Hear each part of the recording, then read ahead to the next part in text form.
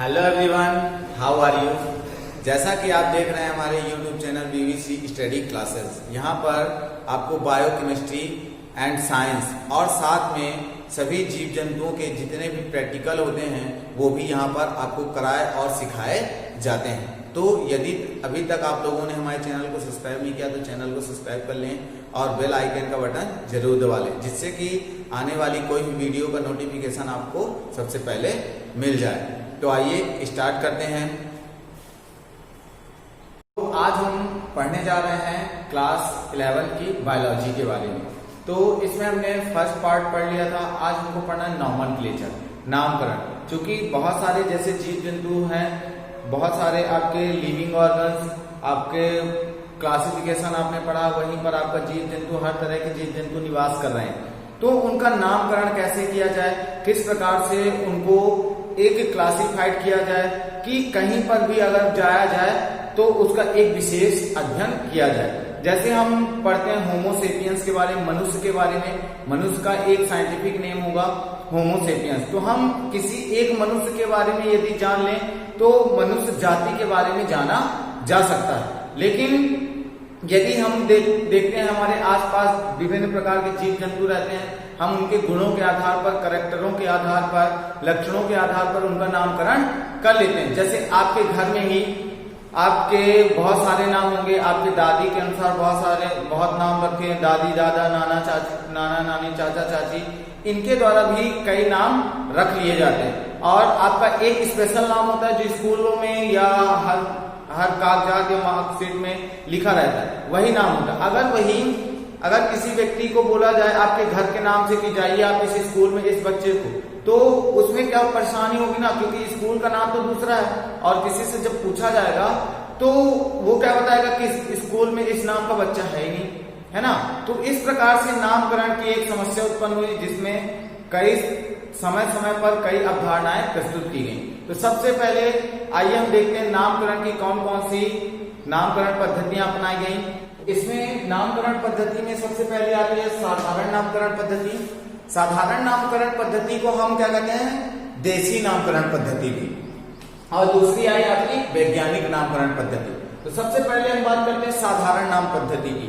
तो साधारण नाम पद्धति में क्या होता है, जैसे हम अपने क्षेत्र के किसी भी जीव का नाम उसके कैरेक्टर या लक्षणों के आधार पर नाम रख लेते हैं। जैसे आप देखोगे हम अपने भारत में जो चिड़िया होती है उसे क्या बोलते हैं, गौरैया बोलते हैं। उसे अलग अलग क्षेत्रों में सुजान बोला जाता है, ठीक है, और नाई बोला जाता है। लेकिन उसका साइंटिफिक नेम क्या होता है, हाउस गैस्पेरो, ये उसका साइंटिफिक नेम है। अगर किसी साइंटिस्ट को इसकी स्टडी करनी हो तो ये सामान्य रूप से अगर वह जापान जाए तो उसे सूजक नाम से पढ़े, है ना, और फिर भारत आए तो गौरैया के नाम से। तो है तो वही जीव, उसको बार बार क्या करना पड़ेगा, अध्ययन करना पड़ेगा और वो कंफ्यूज हो जाएगा। इसी प्रकार हम अगर बात करें मेंढक की, हम मेंढक को टेडपोल भी बोलते हैं। आपका उसका साइंटिफिक नेम क्या होता है, राना टिग्राना। लेकिन हम अगर अलग अलग क्षेत्रों में अलग अलग नामों से इन्हें जाना जाता है। जैसे अगर हम बिंद क्षेत्र की बात करें तो बिंद क्षेत्र में इसे क्या बोला जाता है, मेंढक बोला जाता है या गूलर बोला जाता है, ठीक है, मेंढक या गुलरा भी इसे बोला जाता है। यही अगर हम सीधी शहडोल साइड, अगर उमरिया साइड अगर बात करें तो इन्हें क्या बोला जाता है, मिचकड्डा बोला जाता है ना। तो अलग अलग क्षेत्रों पर अलग अलग नामों से इनको जान लिया जाता है। जैसे हमारे घर के आसपास गाय भेड़ बकरी कुत्ता बिल्ली है, तो उनके कलर के आधार पर, उनके रंगों के आधार पर हम उनका क्या कर लेते हैं, नामकरण कर लेते हैं। तो ये क्या कहलाई आपकी साधारण या देसी नामकरण विधि। लेकिन ये इसे साइंटिफिक इसका कोई प्रूफ न होने के कारण इसे क्या कर दिया गया, अमान्य कर दिया गया। दूसरी आई आपकी वैज्ञानिक नामकरण पद्धति। वैज्ञानिक नामकरण के अंतर्गत साइंटिस्टों द्वारा यह निर्धारित किया गया कि कुछ ऐसे विशेष नाम रखे जाएं जो सर्वमान हो, सभी पर केवल एक मान ही रखा जाए। उसके लिए उन्होंने दो नामकरण पद्धतियां दी, बहुपद नामकरण पद्धति और द्विनामकरण पद्धति। तो बहुपद नामकरण पद्धति इतनी कठिन थी कि उसे बोल पाना संभव नहीं था। इतने बड़े बड़े नाम थे कि उनको बता पाना संभव नहीं था, याद कर पाना संभव नहीं था, जिस कारण से इसे क्या कर दिया गया, अमान्य कर दिया गया। अब हम देखते हैं द्विनामकरण पद्धति के बारे में। इसके बारे में द्विनामकरण पद्धति। तो द्विनामकरण पद्धति का प्रतिपादन सर्वप्रथम आपके कैरोलस लीनियस ने प्रस्तुत किया था, अर्थात इन्हें फादर ऑफ टेक्सोनॉमी भी कहा जाता है, वर्गीकरण का पिता भी कहा जाता है। तो ध्यान रखिएगा, द्विनामकरण पद्धति का प्रतिपादन किसने किया था? आपके कैरोलस लीनियस ने किया था। तो इसके आधार पर उन्होंने कुछ नियम प्रस्तुत किए थे, जैसे आप देख सकते हैं।